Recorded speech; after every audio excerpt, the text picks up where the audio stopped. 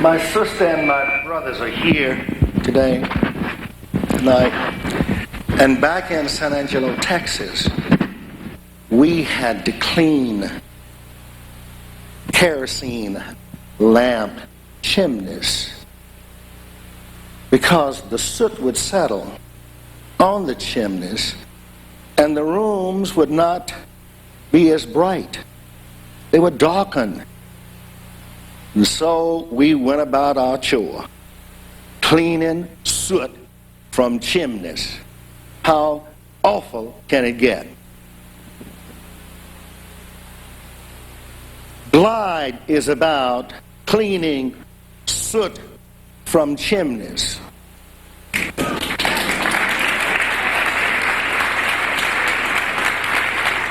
No matter what you are facing, no matter what you're confronting, no matter what's going on in your life, we will have the courage to try to have faith to make something happen. And so we have one of the most diverse churches in America.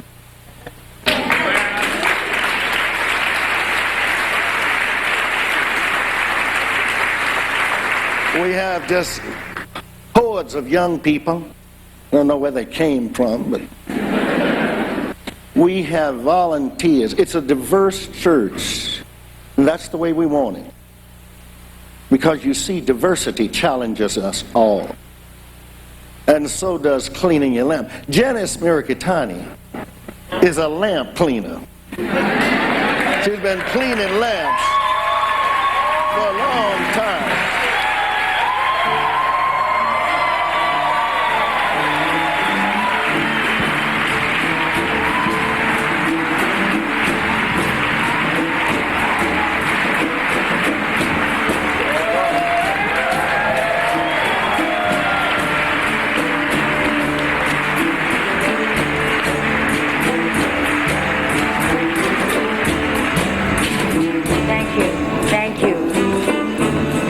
When I came to Glide 30 years ago, I was wandering in the dark. I didn't know who I was, invisible. And then a miracle happened here at Glide. I began to clean the soot off of my lamp.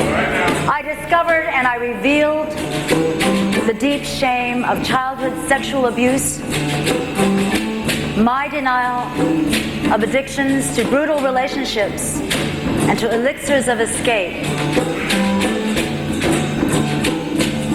Each revelation, each time I told the truth, I saw a man, Cecil Williams, a family, Maya Agelou, a community, a circle of women who accepted me for who I was, no matter how unacceptable I felt about myself.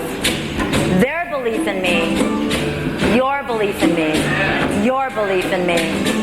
Help me begin my recovery. Help me begin the healing of that shame, the wounds of self-hate and self-destruction, my fear of abandonment and rejection, and the darkness in my soul. You know, I heard so many stories by women who had suffered and experienced and survived deep and cruel and deplorable and inhumane situations. And I saw 1,000 me's. I saw that even I could be a messenger when I told the truth. But that was very frightening. And it was a terrible responsibility. But I got swept up in this movement that was greater than myself. And I saw that I wanted to be part of creating a place where women and children and youth, all people, could come and rejoice in the light of their power and independence, could feel the spirit in a home where a family of equal members, no matter what race or class or gender or age or sexual orientation, could abide with respect and compassion. And I saw that all the me's, every woman, when we would hear one another's voices, all voices, throats with power, and sing, sing.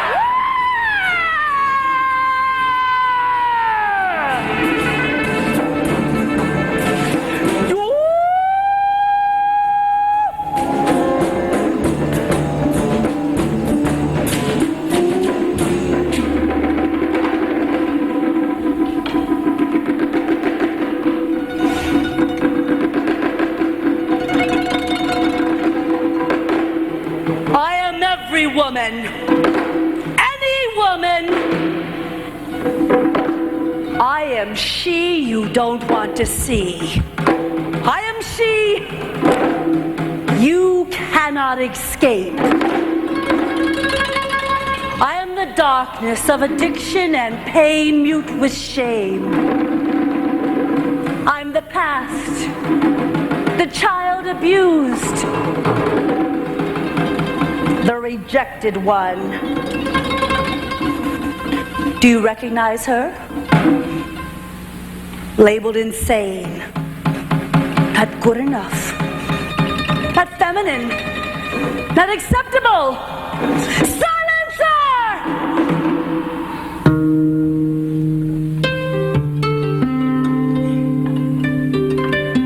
He said it was my fault.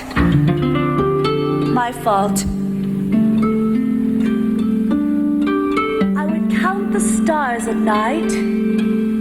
1, 2, buckle my shoe.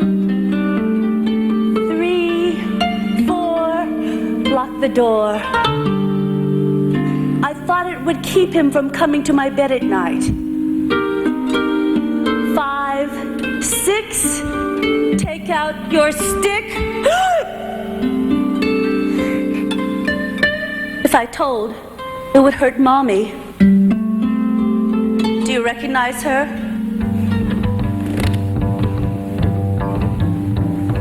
She keeps wringing her hands, pulling her hair,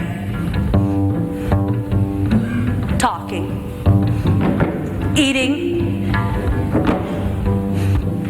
binging, vomiting, popping pills, shooting up, gambling, stealing, hustling, talking.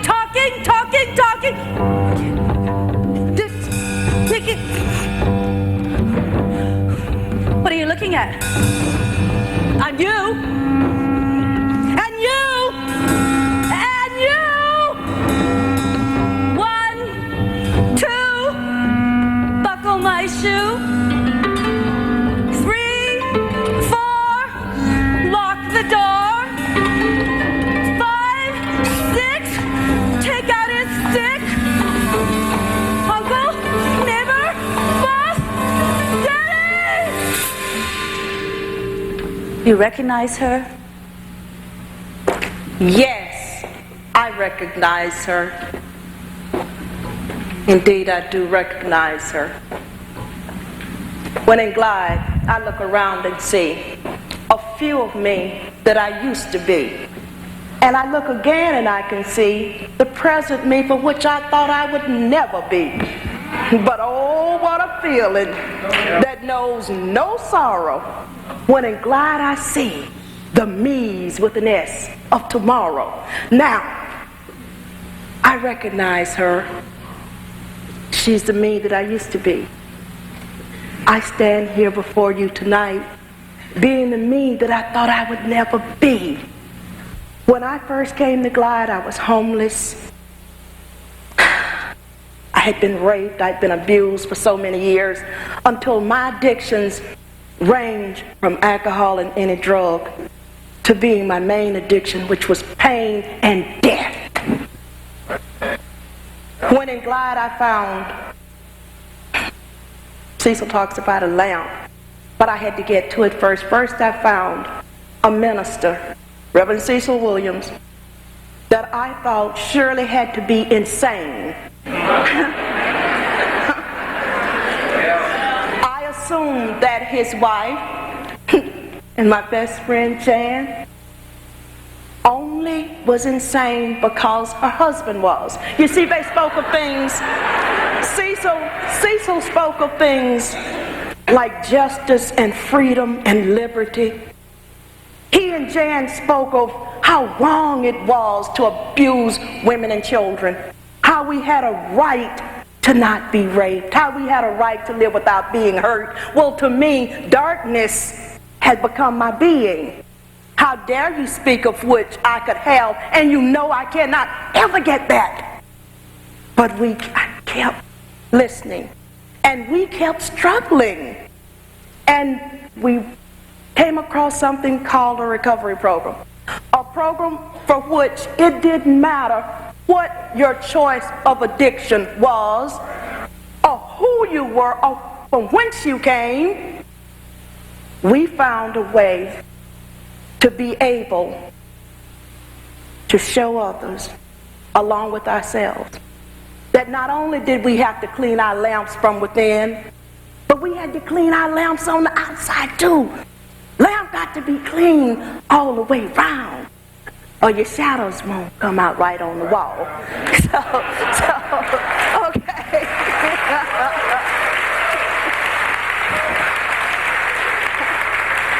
So, from my 11-year stay in Glide and my family, I have seen thousands of me's and you's. Doesn't matter about male and female. Just matter about it's us. And in Glide, we all family. We just one.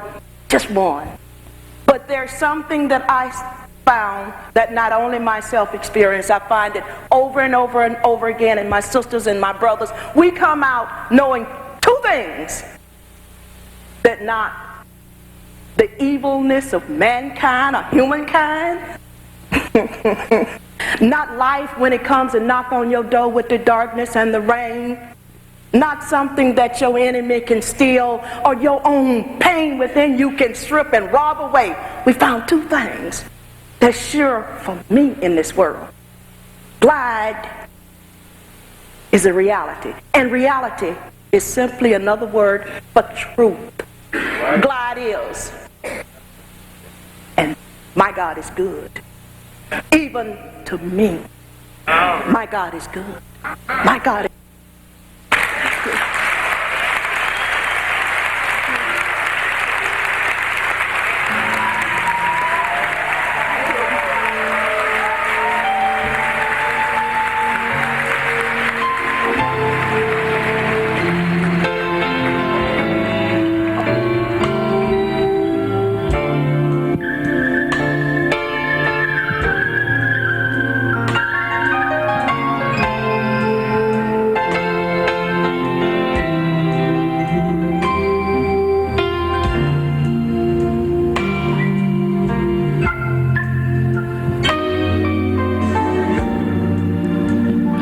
sometimes in this life when things are rough. I've had my share of blessings, but times are still tough.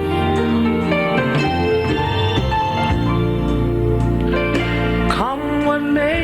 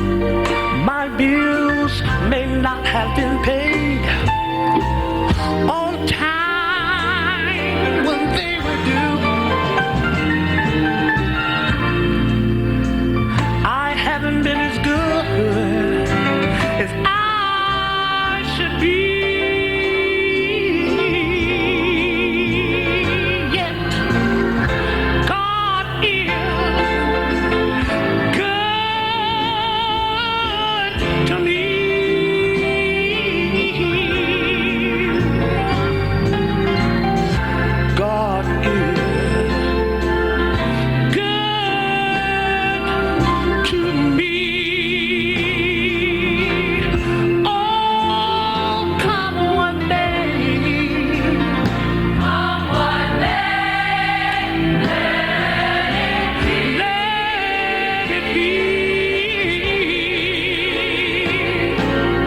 God is He's good, good, good to me.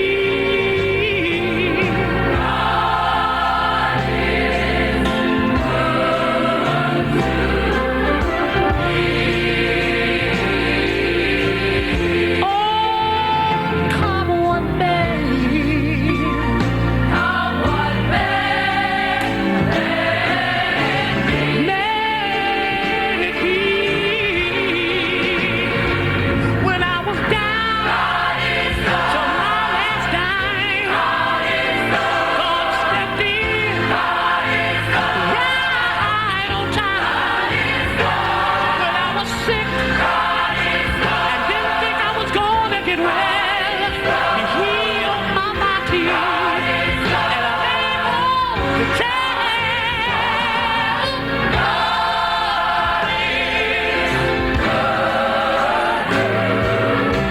He's good, He's good, He's good to me.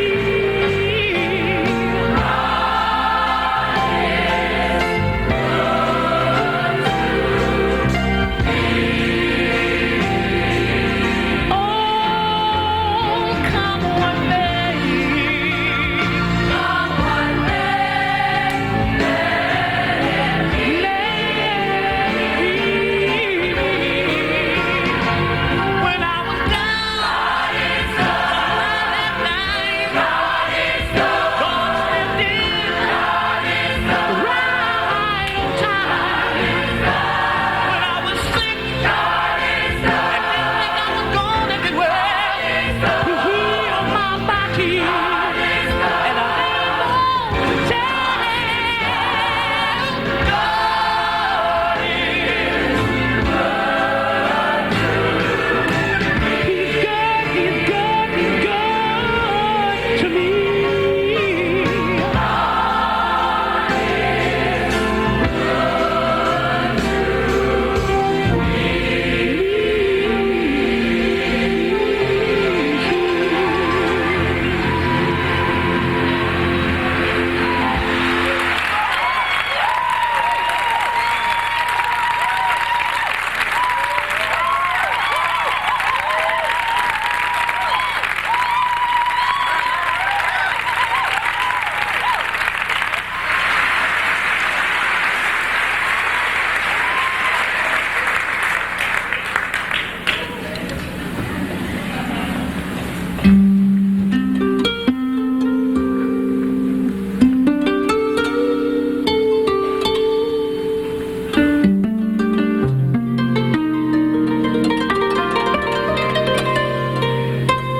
When I was a child, I looked for myself, and I couldn't find me.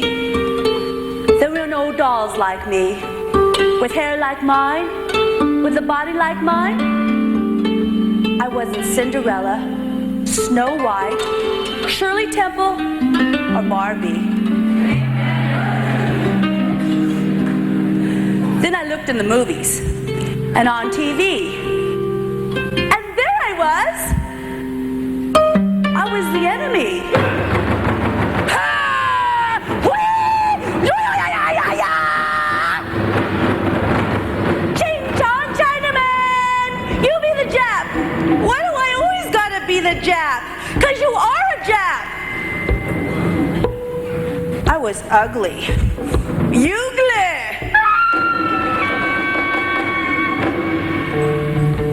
So, I bought a wig.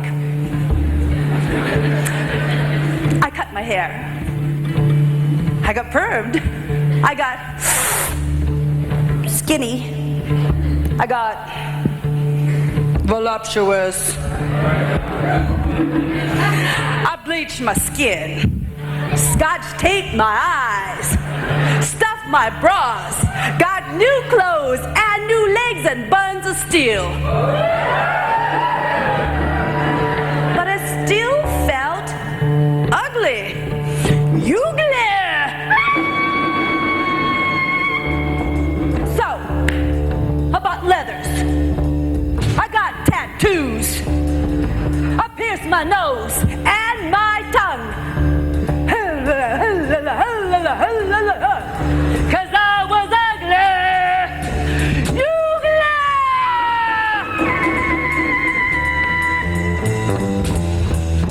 I spent a lot of time in bars with strangers to fill my arms, in bottles where I could sleep because I felt incomplete. Never seen, never here nor there, not quite visible. I learned good English. I got educated. I got money. I got self-actualized. I got nothing but shame. I'm ashamed of who I was. I came out of the darkness. I came out of the darkness from a 23-year drugged stupor. Shooting dope, smoking dope, and blackout drinking. My children were left with a stranger most of the time, and the stranger was me. But to be a role model, a hero, I don't think so. My children deserve better, and better was not me. At 8 years old, I used to have to give my son the food stamps for him to go food shopping, or sometimes they did not eat. I woke up in jail, husband dead, kids gone, nowhere to turn, a statistic. Then I seen the Facts on Crack conference on TV, and I wondered, would a place like that accept a woman like me with all my problems, character defects, my dislike for women? Because I did not like myself. Oh, when I walked through the doors of Glide, they rocked me in their bosoms. I felt like I was in my mother's womb, a safe womb, a drug-free womb. And Jan, she was too pretty to have any problems. So I thought, how could a woman like her accept a woman like me with all my character defects, with all my problems?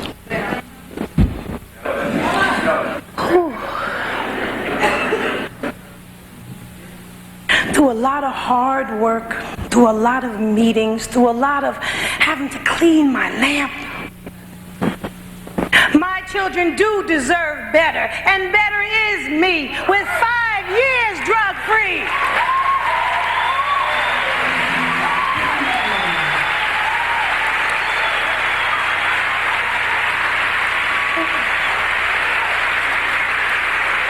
We got my kids back.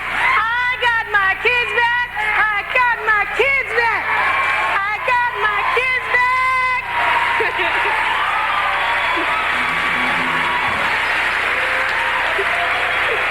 And they're here to stay.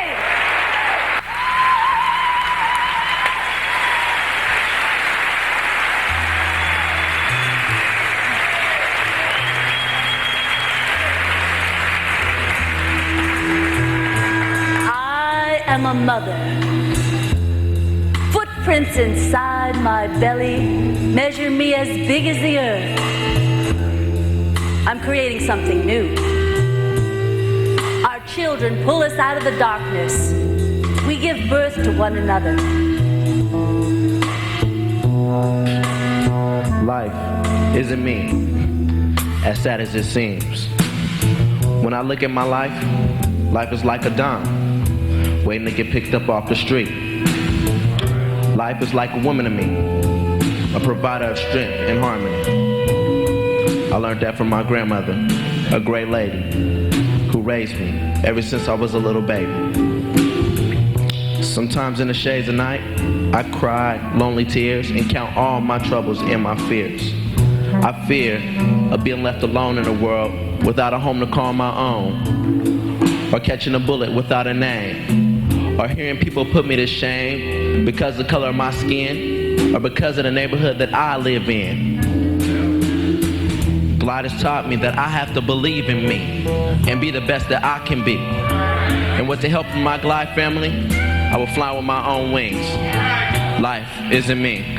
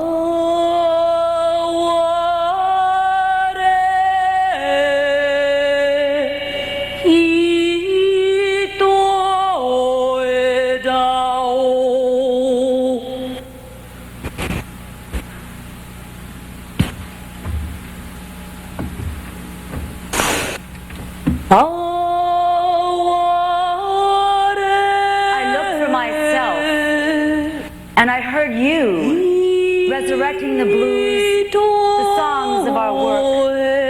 I see myself mirrored in your pain. I meet myself in prison camps, locked in for the color of my skin. You open the gates, releasing justice. I walk toward myself and dance in the circle of your light, in the warmth of your fire.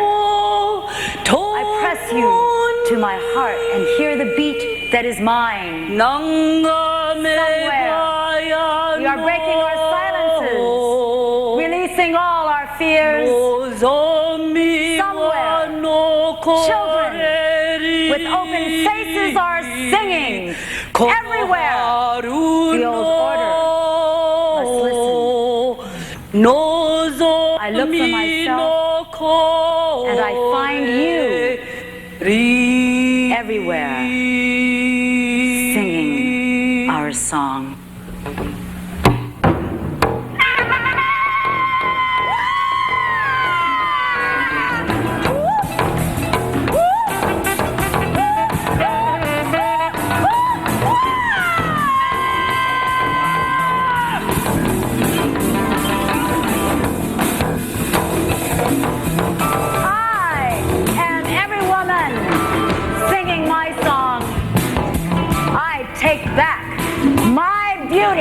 And my pride, I take back dignity and choice. I let my hair grow natural with a little help. I let my eyes see a miracle. Take back this body, not let it be beaten up or locked up or abused. This body has no space for toxic chemicals or bruises. Yes, my body is too busy being beautiful and strong.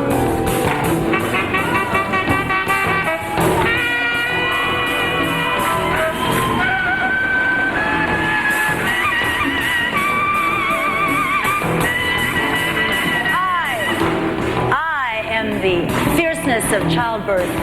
The sun bursts through my thighs. I am a mother, and I will fight for the future of my children. Yes, I am any woman, every woman, growing powerful as light. Yeah.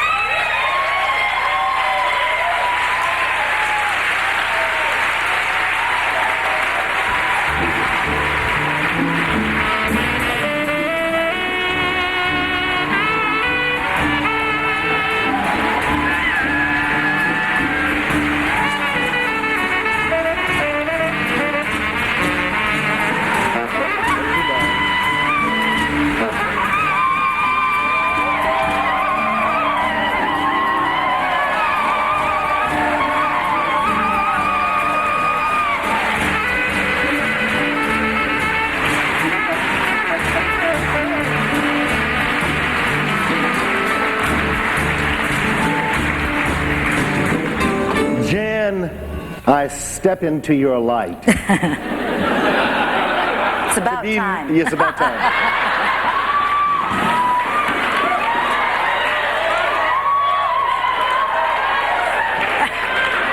Wait till we get home. I step into your light so that we can be mutual.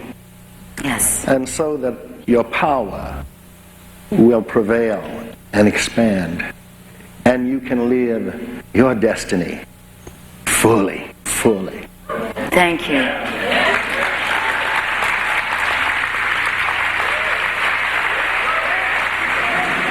Thank you, Susan.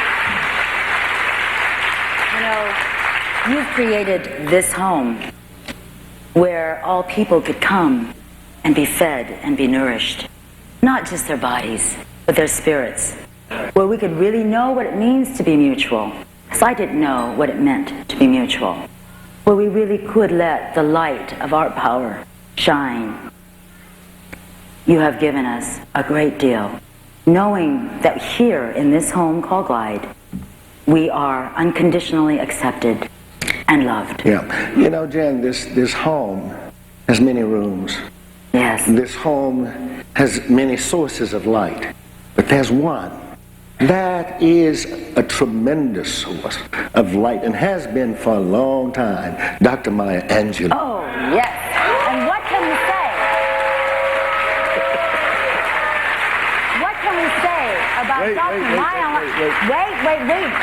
This woman's expanse is so vast, it reaches from the steps of the White House as the National Poet Laureate delivering the inaugural poem to the victorious rising up in South Africa, to the most blighted neighborhoods in our state. Jen, you know, Maya does not like long introductions. But she's accomplished so much. She's written over 18 books, and she's gotten over 35 honorary doctorates, and she speaks 7 languages. 40. Yeah. Could be 40 or 50. 50. Yeah. Wait, we got a good thing here. You know, Maya likes short introductions. However, she is a professor. She's a scholar. She is a real sister. She has created drama. And Now, Cecil, you know Maya does not like long introductions. may we present to you Dr. Maya Agelou. This little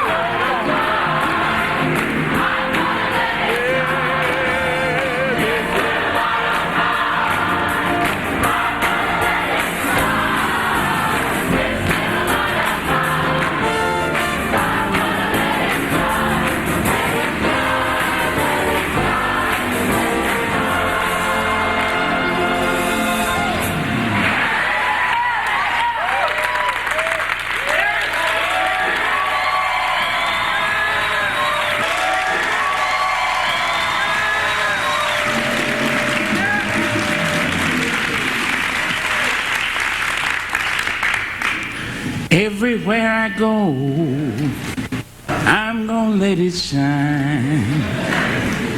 Everywhere I go, I might let it shine. Everywhere I go, I might let it shine. Let it shine. Let it shine. Oh, let it shine.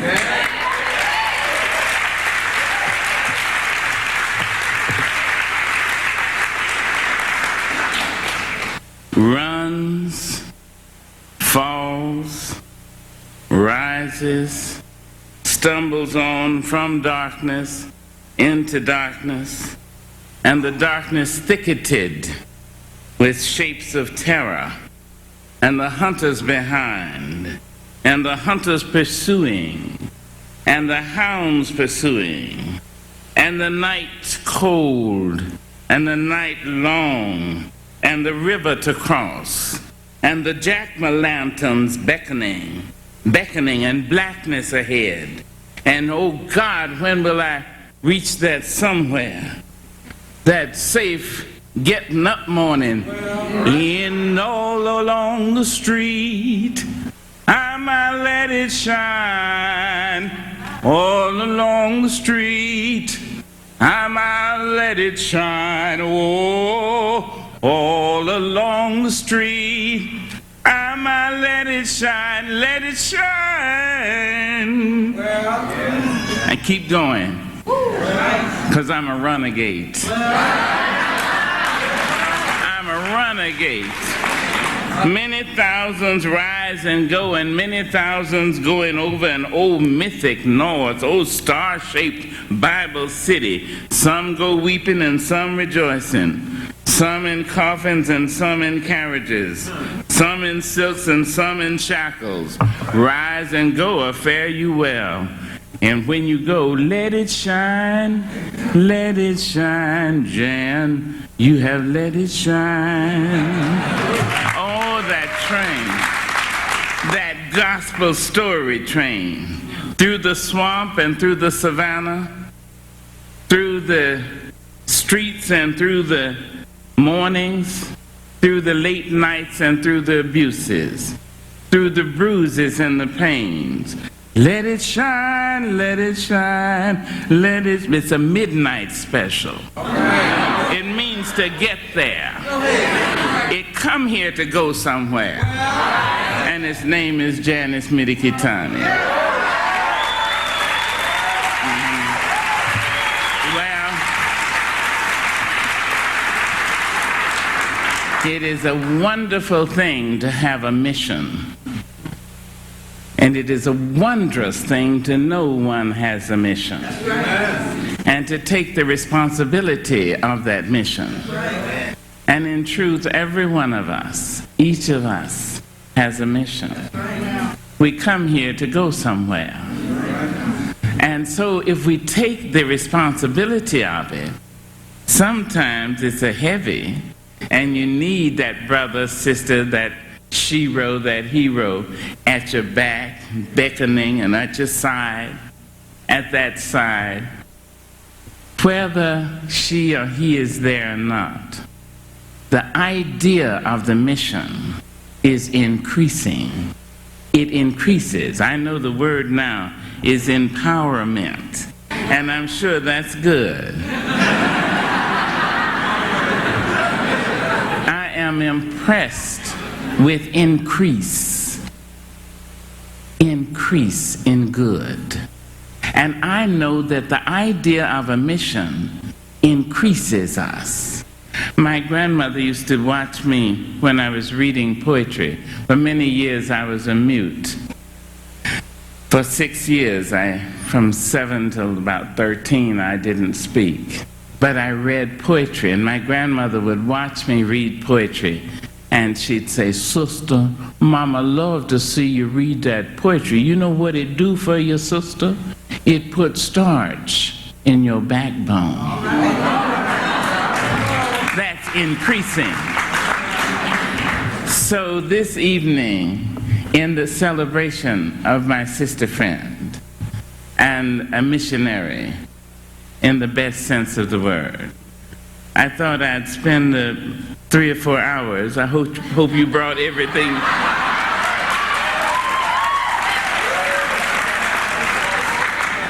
You know, the burden of my song is still romance. I can't get away from it.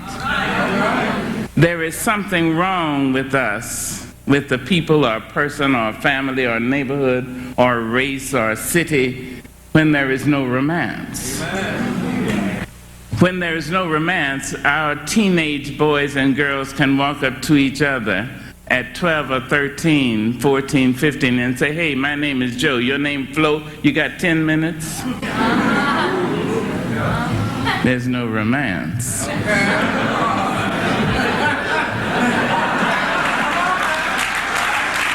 Now the beauty of poetry, and Jan Mirikitanis' poetry in particular, in the main and in the general, is that Jan Mirikitanis writes romance. Not mush, not sentimentality, but romance, which means that there is something so much more about me than you can see. And there's something so much more about you that I can see, that we can translate ourselves to each other with a look.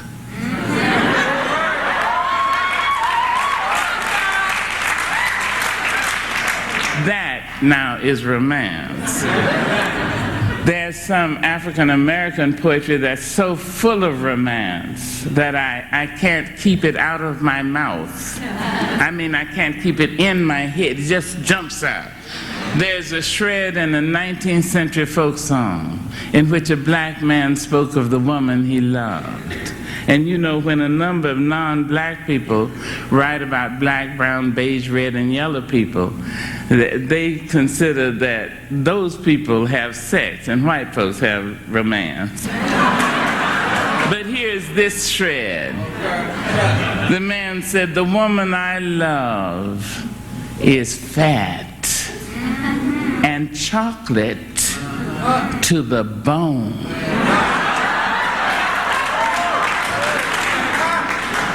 And every time she shakes, some skinny woman loses her home."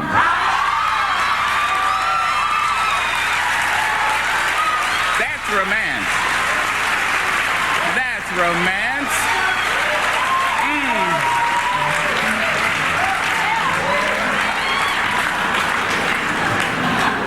Romance, Janice. That's what you and Cecil just showed us up here. You said, and he said, "That's romance." what I'm talking about. There's a shred in the 19th century folk song in which a black woman spoke of the man she loved. And this shred found its way into Mr. W.C. Handy's 20th Century Blues. The woman said, "He's blacker than midnight, teeth like flags of truce. He's the finest thing in the whole St. Louis. They say the blacker the berry. Sweeter is the juice. Now that's romance. That's what I mean. Yes.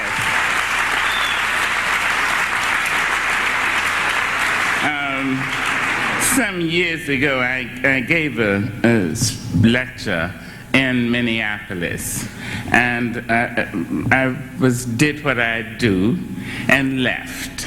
About 3 years later, only a few years ago, I returned to Minneapolis, to the same university. And when I finished, I went backstage, and a woman about my age, white woman, we had very much in common. I mean, we were what the French call a certain age, you know. She had an air, and I had an air. And we looked all right for our certain age. She came backstage, she said, "Miss Agelou, I want to thank you. I want to thank you for my daughter's life." I said, "Yeah." She said, "My daughter had attempted suicide a number of times, but someone brought her 3 years ago to hear you speak here. And after that, my daughter wrote me a letter and said," she called me that night, and then she wrote a letter and said she would never try suicide again. That something you had said informed her that life was so valuable, so sweet and so particular, that she couldn't throw it away. I said, "Oh," the mother started crying, I started crying, we embraced. When we broke the embrace, a young woman approached, and the mother turned, she said, "Cynthia, what are you doing here?" And that was her daughter, who lives in Eau Claire, Wisconsin. So the young woman said, "Well, I read that Miss Agelou was going to speak, and I wanted to be here." So the daughter started crying, I started crying, the mother started. We embraced, we had a great time.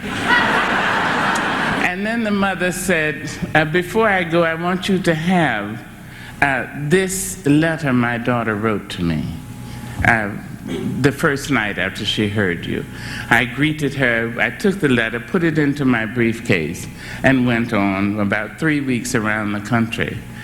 3 weeks later, I read the letter. And if I didn't have an understanding about romance, it could have been terrible. The girl had written to her mother, "Dear Mother, I saw Maya Angelou last night. I want you to know I will never try to commit suicide again." She said, "Mother, I would like you to see her. I'd like to make you see her. When she came onto the stage, she was so ugly." She said she was so black. I started to cry. She said she was so ugly, Mother. She had such big features. But when she started talking, I listened to her. Mother, she was so big and black and ugly.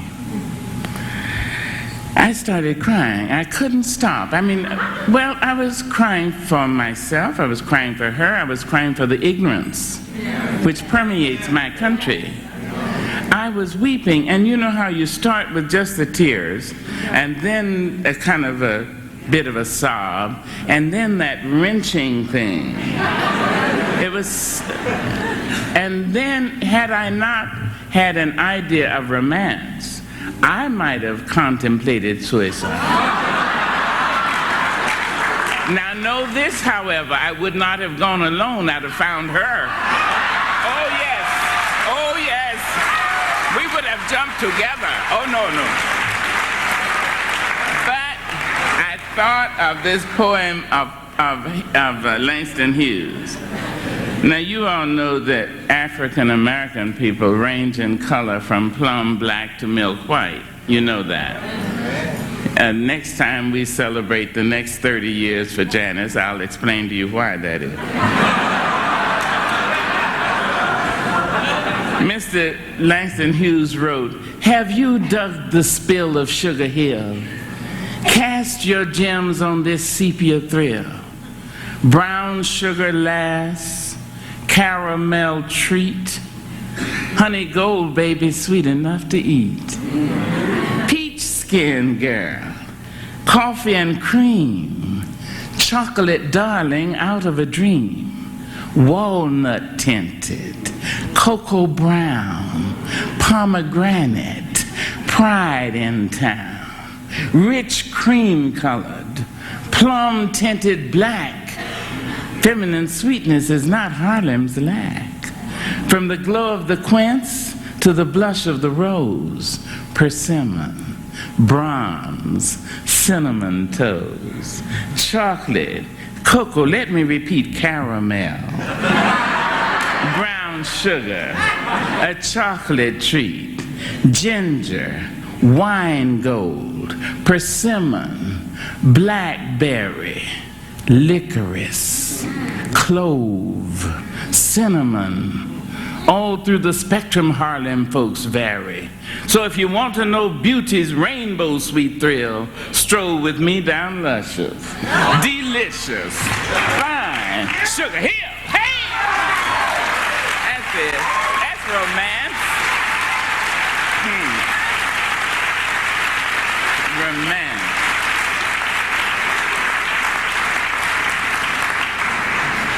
I had decided I was going to do nothing but read Jan Mirikitanis' poetry tonight. But the narrator, the actor, the spirit woman was so fantastic. My Lord, my Lord. So she gave me a chance to read my own poetry, for which I'm very grateful. I love Janice, because she is on a mission. But she doesn't become dour and tiresome and grim. She doesn't pretend she's put airplane glue on the back of her hand and stuck it to her forehead. Thank the Lord. I mean, she knows that she has to laugh. I never trust people who don't laugh, or people who say they love me if they don't love themselves. There's an African saying which is, be careful when a naked person offers you a shirt. Can't do it. Not. So I love that Janice laughs and loves herself. And because of that, I will do a poem of mine. It's really just a little removed from Doggerel. But some years ago, Arsenio Hall called me and asked me to come onto his show. And I said, I thank you, Mr. Hall. He said, oh, no, Dr. Agelou, I'm just a chap. Just call me Arsenio. Oh, no, ma'am. And he said, please come on. I said, no, I don't think so. I don't think your constituents and I have quite that much in common. I mean, woo, woo, woo. You know, I didn't know how we would get on. But he was persuasive and wonderful, and I went on the show. I enjoyed it, and went on to go back maybe 8 or 9 times. And in the last month, I think I was on 2 or 3 times. But that first time, I did a piece of Doggerel, which I had written to make me laugh and make myself laugh. And it's called 7 Women's Blessed Assurance. The first woman said, "One thing about me, I'm little and low. I find me a lover wherever I go." The second woman said, "They call me string bean, I'm so tall. Men see me and they ready to fall." The third woman said, "I'm fat as butter. I'm sweet as cake. Men start to tremble every time I shake." The fourth woman said, "I'm young as morning. I'm fresh as dew. Everybody wants me. Look at you." The fifth woman said, "I'm little, I'm low, I'm sweet to the bone. They like to pick me up and just carry me home." The sixth woman said, "When I passed 40, I dropped pretense because men like women who got some sense." But the seventh woman is my favorite for obvious reasons. The seventh woman said, "55 is perfect. So is 59, because everybody needs to rest sometime."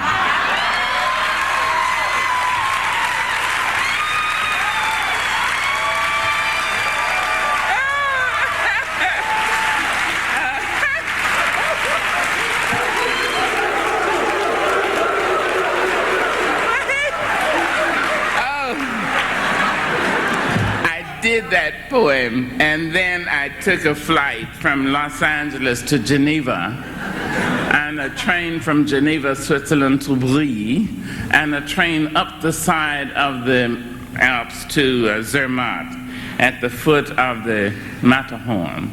And there I gave a 3.5-hour lecture in French, English, and Spanish. Thank you. I was so through. I was in it. So I stayed around about 4 days, and then I took the train back down to Brie and over, and I was in the Geneva airport holding with a briefcase and my purse and an umbrella. And a young white man came up to me. He said, "Dr. Agelou." I said, "Yes." He said, "Miss Agelou." I said, "Yes." He said, "I was in the audience at Arsenio Hall."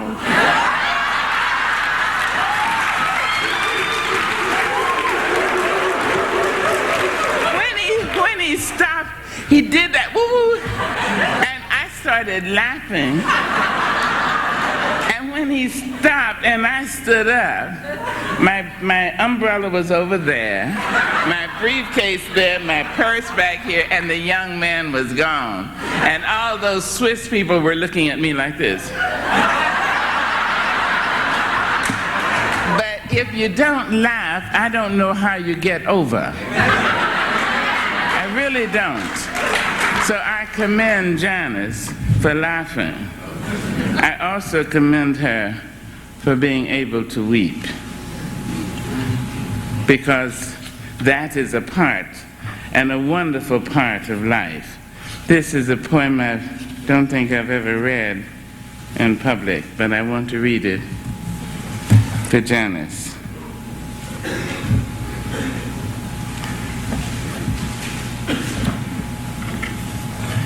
In my Missouri, I had known a mean man, a hard man, a cold man, gutting me and killing me, an ice man, a tough man, a man.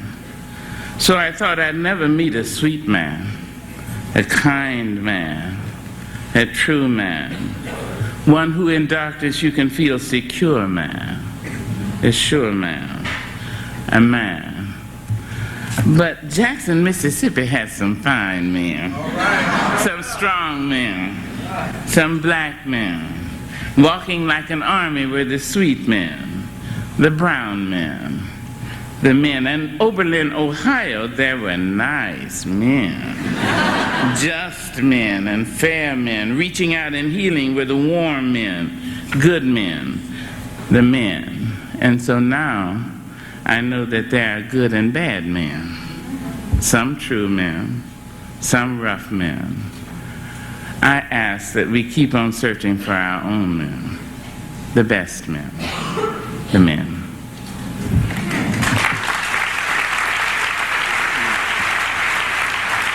Yes.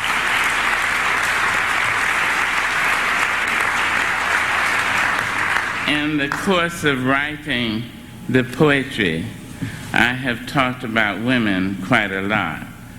Some of that has to do with the fact that I'm so grateful to be a woman, a black woman,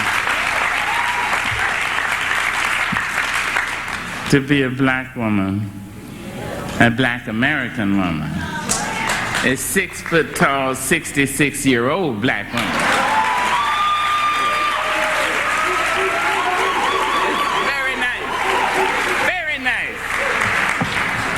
So I know that women are phenomenal. I know that because I know that we've come through some wonderful things full of wonder. I wrote a poem for women called Phenomenal Woman. It's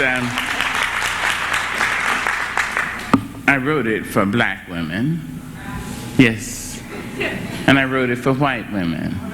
Sure did. Wrote it for Asian women and Native American and Spanish-speaking and Aleut and lesbian women. I wrote it for all women. I wrote it for very, very fat women, those who don't like their sizes but will do little except call a friend, usually me, in the middle of the night and say, "Girl, there's a skinny woman still trying to get out." And then I wrote it.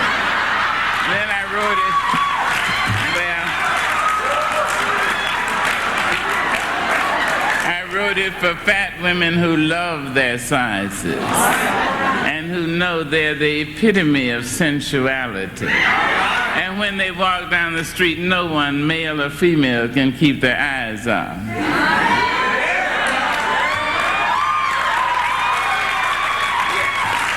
I wrote it for skinny women, those who deserve all our sympathy. I wrote it for all women.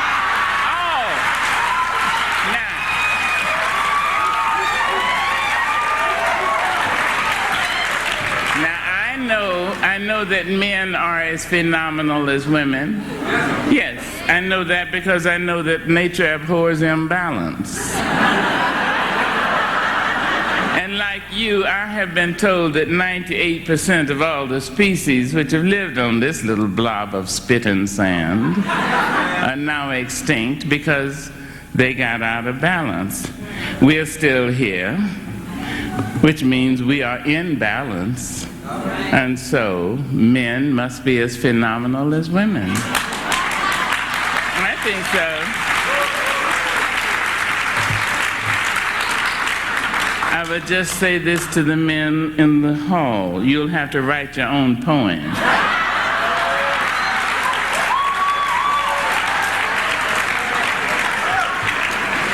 Many people wonder where my secret lies. I'm not cute or built to suit a fashion model size. When I try to show them, they think I'm telling lies. I say it's in the reach of my arms, the span of my hips, the stride of my step, the curl of my lips. I'm a woman. Phenomenally. I walk into a room just as cool as you please, and to a man the fellows stand or fall down on their knees. And then they swarm around me, a hive of honeybees. I say, oh, it's the flash of my teeth. It's the swing of my waist. It's the joy in my feet. Men themselves have wondered what they see in me. They try so much, but they can't touch my inner mystery. And when I try to show them, they say they still can't see. I say, oh, it's in the arch of my back. Now, please understand just why my head's not bowed. I don't shout or jump about or have to talk too loud. When you see me walking, it ought to make you proud. I say it's in the click of my heels, the bend of my hair, the palms of my hands, the need for my care, because I'm a woman. Phenomenal woman. That's my mother and all your mothers, and my grandmothers and all your grandmothers, and my great-grandmothers and your greats, and my great-great-greats and your, and Jan Mirikitanis and me.